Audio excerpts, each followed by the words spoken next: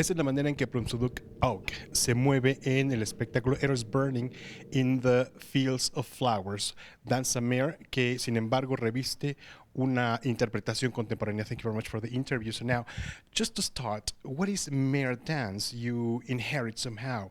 You're not Cambodian yourself, but it's your descent. Yes. Khmer classical dance is an art form that's more than 1,000 years old, and it was developed as a prayer and movement for the deliverance of rain and the fertility and prosperity that rain meant for an agricultural society. And so when you look at the art form, you'll see that the hands are curved, the back is arched, the toes are curled up, the knees are bent, and that's to actually mimic a serpent, and that's important because before the introduction of Hinduism and Buddhism, serpents in animism represented the flow of rivers, the flow of water, but also, just like in Mayan culture, serpents were seen as bridges between heaven and earth. But there was a very dark period in Cambodian history, the Khmer Rouge, which somehow tried to wipe out all these sort of cultural demonstrations and activities. How did you manage to inherit this dance?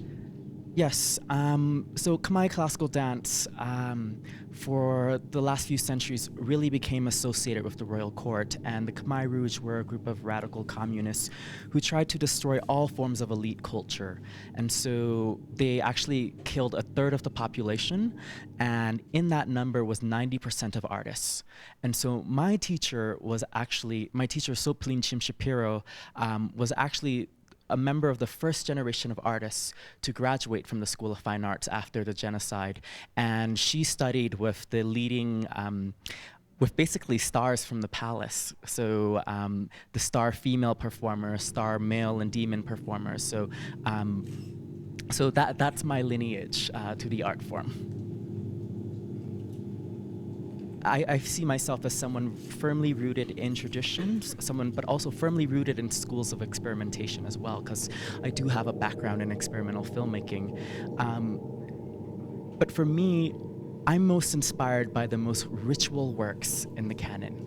And those works are about prayer, about the dancer and the artist being a bridge between heaven and earth, as the dancer and the artist asking for the well-being of the community. And actually, when you look at the origins of theater, according to Hindu tradition, art was given as a tool to inspire truth and transcendence in a world of social and moral decay.